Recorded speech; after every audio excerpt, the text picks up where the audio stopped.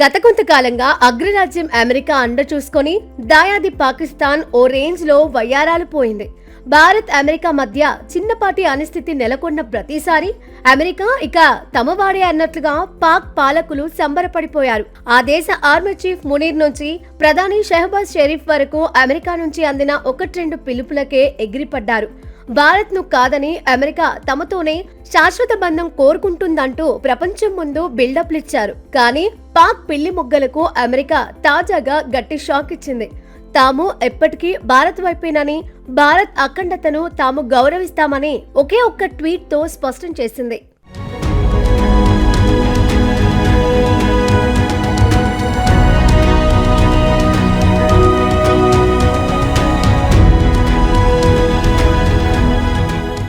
Bharat America మధ్య భారీ trade deal కుదిరిన గంటల వ్యవధిలోనే అమెరికా తన అధికారిక ఎక్స్ హ్యాండిల్లో ఒక మ్యాప్ ను పోస్ట్ చేసింది.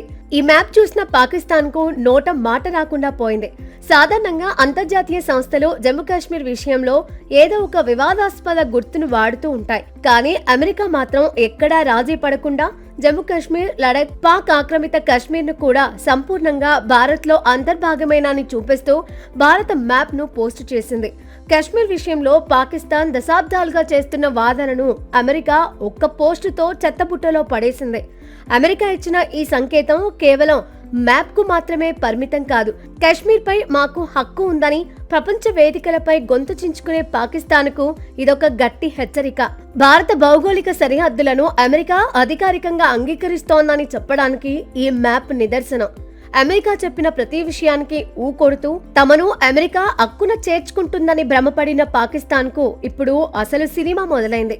భారత్ తో ఉన్న వాణిజ్య ప్రయోజనాలే తమకు ముఖ్యమని, భారత్ ప్రాదేశిక సార్వభౌమత్వానికి తాము కట్టుబడి ఉన్నామని అమెరికా ఈ చర్య ద్వారా స్పష్టమైన సందేశం ఇచ్చింది.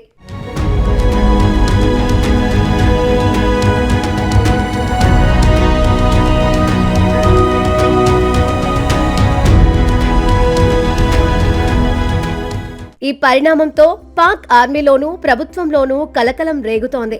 ఓవైపు భారత్ తో కుదిరిన భారీ వాణిజ్య ఒప్పందాలు, మరోవైపు భారత్ కు అనుకూలంగా మ్యాప్ విడుదల చేయడం చూస్తుంటే అమెరికా భారత్ సంబంధాలు సరికొత్త శిఖరాలకు చేరుకున్నట్లు అర్థమవుతోంది.